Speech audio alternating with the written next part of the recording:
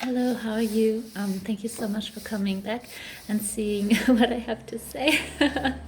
No, it means a lot to me that you give me a few minutes of your time because here I share my story, all the things I've learned, all the things I wish I had known earlier.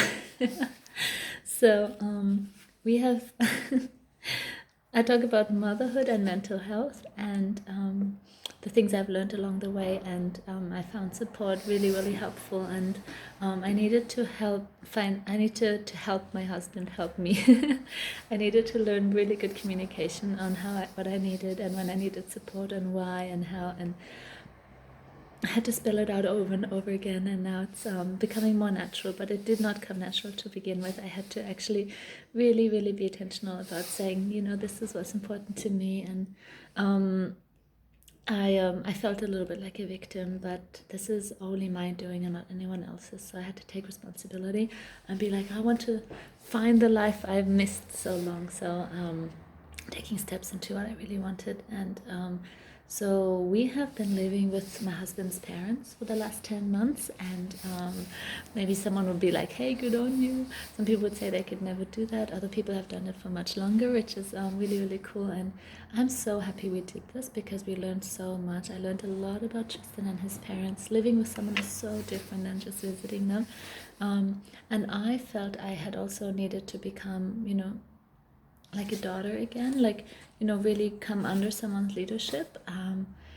Having said all that, it was a good experience, and I think it could have been a little bit too long now, but now we're moving out, and I'm really understanding how significant it is for a woman to build her own home. So for me, I love decorating and I love hosting. So these are the two things that I have not been doing since we've lived here.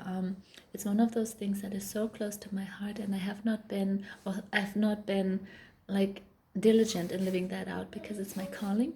And I haven't done it in so long. So it was my responsibility to place myself in an environment where I can do those things that are so important to me, but I haven't. So now I can do that again. And with decoration, I think it's such a big part of self-expression. So here we've just been staying in the master bedroom. All of our things are kind of packed together because we were hoping to go to Germany this summer, which we couldn't because of COVID.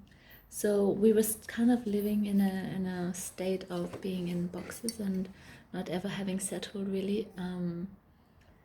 And that has been showing me a lot of gratitude. I've been thankful for being here, but I noticed now how important it is to spread my wings and to be myself, and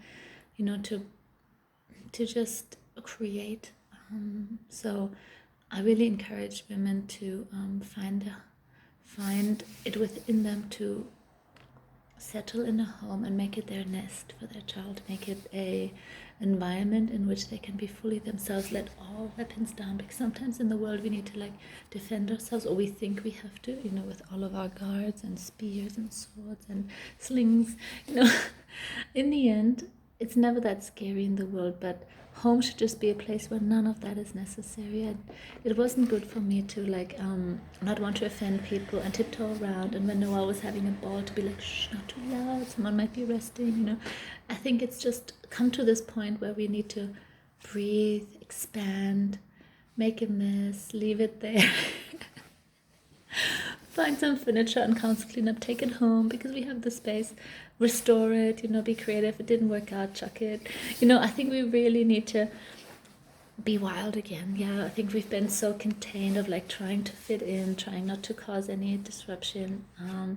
And now I think it's time to fulfill our identity as a family again. So good on you if you're living with your in-laws and this is working for you, or good on you when you're living in community. We lived in community before, but now I think it's a season where we will find our own home, and the home becoming a beautiful oasis, a place where we are fully ourselves, where we can see who we are,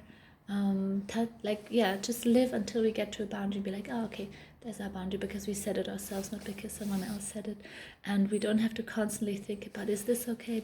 It's constantly just this this state of being where we can let it all happen, and there'll be no consequences of a relational tension. So I really thank my parents-in-law for having us this long and for having so much grace with us. And thank you so much for teaching me so much. And thanks for letting us go into the next chapter. Yeah, that's it. Thank you so much for listening.